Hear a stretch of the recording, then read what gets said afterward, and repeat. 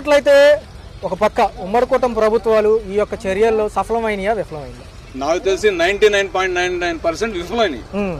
కొంత విశ్లేషణ సార్. ఇప్పుడు టౌన్ వరకు చూస్తున్నారు, ఓకే, మీరు సంతోషం, మీరు చెప్తే వస్తున్నారు, కట్ట మీద పెట్టి అందరినీ మా నాన్న గడ్డి కనిపించారు, వాటర్ అక్కడ వాటర్ ఇస్తే ఇక్కడ ఎలా వస్తుంది?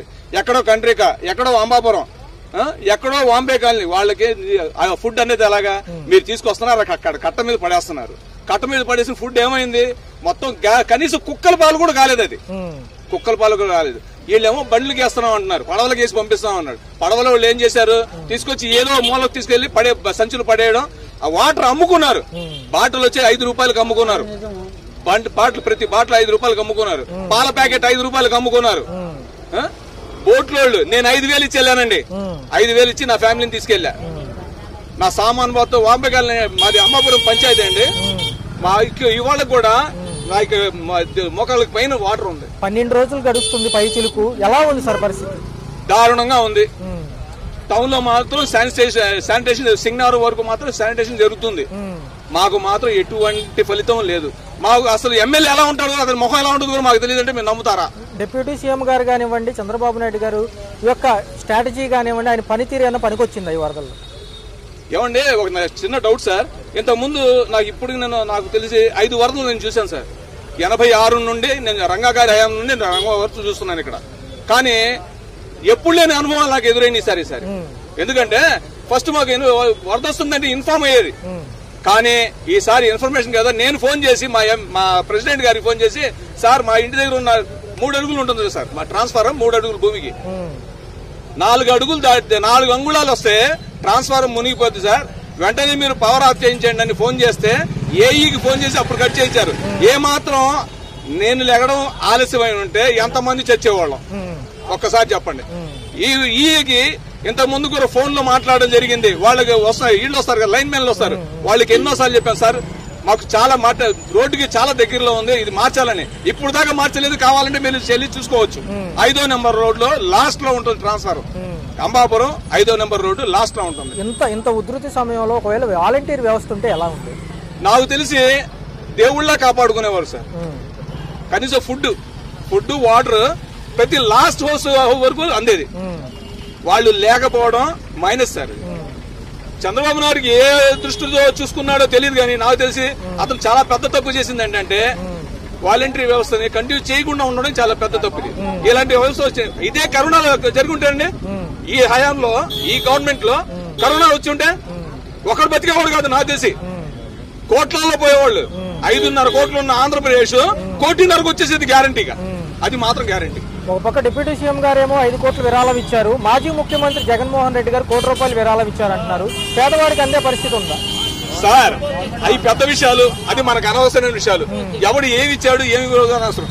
మనకి ఇక్కడ జరిగిన దానికి ఏంటి అనేది ఆలోచన ఉండాలి, అంతవరకే. కానీ వాళ్ళ పెద్ద విషయాలు మాకు అవసరం లేదు సార్. ఇప్పుడు నేను ఉన్నాను, చిన్న వ్యాపారస్తు, ఏదో ఫోటోగ్రాఫర్ని.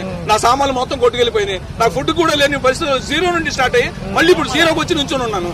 నా అలాంటి ఇప్పుడు చూడండి, మెకానిక్ షెడ్ దగ్గర ఆటోను తోలుకుందామని వచ్చేసి ఆ ఆటో కూడా దొరకకుండా రోడ్డు మీద నుంచున్న పరిస్థితి నాది. నాలాంటి వాళ్ళు ఎంతమంది ఉన్నారు విజయవాడలో? ఇప్పుడు 3 లక్షల మంది మునిగిపోయారు. 3 లక్షల మంది కూడా ఇప్పుడు జీవనోపాధి 90% కూలిపోయారు. ఏమీ లేదు. ఇదే అంశం ప్రకారం చూసుకుంటే కృష్ణా నది పైన ఏదైతే రిటైనింగ్ వాళ్ళు కృష్ణలంక వాసులకు కట్టారు, అది 3 లక్షల మందిని కాపాడింది అంటున్నారు. దానిపైన మీ అభిప్రాయం? 100% అండి. ఎందుకంటే అది ఎవరైనా చేయనివ్వండి, అది గవర్నమెంట్ తరఫు నుండి ప్రజాధనంతో చేసింది, కానీ మంచి చేశాడు. అది ఒకటి మాత్రం నేను చెప్పగలను. మరొక అంశం తీసుకుంటే ప్రకాశం బ్యారేజీలు బోట్లు గుద్దుకోవడంలో కుట్రకోణం ఉందా, సహజంగా జరిగింది? ఏమండి, ఇది మరి నవ్వుగా అనిపించట్లేదు మీకు? ఎవరిని చూసేస్తాడండి? ఆ తోడి వల్ల ఉపయోగం ఏంటి? ఈయనేమన్నా హీమేనా? అటు వచ్చి చేతులు పెడతాడా సీఎం? లేదు, పెట్టలేడు కదా. అది వచ్చి గుద్దుకున్నా. నిజంగా ఒక విధంగా చెప్పాలంటే దానికి ఇవాళ దాని స్ట్రెంగ్త్ ఏంటో అదే మన బ్రిడ్జ్ నిరూపించుకుంది. దానికి అప్పటి ఇంజనీరింగ్ నేను యాక్సెప్ట్ చేస్తున్నాను. మరొక అంశం చూసుకుంటే ఏదైతే మాజీ ప్రభుత్వాల మంత్రులు ఏమైనా సమీక్షకు వచ్చారా?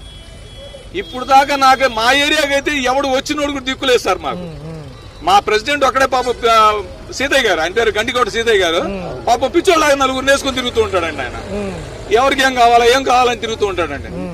ఆయన ఒక్కడు. ఆయన ఇవాళ నిజం చెప్తున్నానండి. ఇంకో గొప్ప జోక్ ఏంటంటే ఇవాళ కూడా మాకు గవర్నమెంట్ నుండి ఏ సాయం లేదండి. దానికి నిదర్శనం ఏంటి తెలుసా సార్? మేము తాగే వాటర్ కూడా ఆయన సొంత డబ్బులతో వేస్తున్నాడు అండి ఇవాటికి సిన్స్ టుడే. సార్ చూసుకున్నట్లయితే ఒక పక్క ఈ యొక్క ఉధృతికి సంబంధించిన అంశాల్లో ప్రతిపక్షాలు పాలకపక్షాలు ఉమ్మడిగా కృషి చేస్తే ఎలా ఉంటుంది? నాకు తెలిసి 100 చాలా బాగుంటుంది సార్. ఎందుకంటే ఇక్కడ ఇప్పుడు తన్నుకునే టైం కాదు ఇది. అందరూ సపోర్ట్ చేసుకుంటూ ఒకరినొకరు సపోర్ట్ చేసుకుంటూ ముందుకు పోయే టైం ఇది. దాన్ని పాజిటివ్ గా తీసుకుంటే అంత బాగుంటుందని నేను ఒక పక్క చూసుకుంటే చంద్రబాబు నాయుడు అరెస్టు హయాంలో పవన్ కళ్యాణ్ గారు రోడ్డు మీద తన నిరసన చెప్పి రోడ్డు మీద పడుకున్నారు. మరి వరద బాధితుల కోసం ఏం చేయబోతున్నారు? ఆయన గురించి నేను మాట్లాడడం చాలా తక్కువ మాట్లాడాలనుకుంటున్నాను. ఎందుకంటే ఆయన నేను బయటకు వస్తే జనాలు జామ్ అయిపోతారు. అదేం మాట అండి, తను ఒక పదవిలో ఉన్నాడు. వాళ్ళ ఆయన హీరోగా ఆలోచించుకున్నాడు. ఎందుకని అంటే ఏం లేదు సార్, ఆయన దేవుడు ఏమన్నా నన్ను రావద్దన్నారు, నేను రాలేదు అంటున్నారు. వస్తే ఏం జరిగింది సార్? ఒకటి సార్, ఆయన ఇదే సూపర్ హీరో కావచ్చు, ఏదైనా కావచ్చు. తను ఇప్పుడు ఒక హోదాలో ఉన్న పెద్ద నాయకుడు, డిప్యూటీ ఆఫ్ సీఎం. అంటే సీఎం తర్వాత సీఎం అయినప్పుడు అంటే మేమందరం ఆయన పిల్లలే కదా సార్. పిల్లలు చూడండి, తండ్రి రావడానికి ఎవడైనా అడ్డం పడాలా?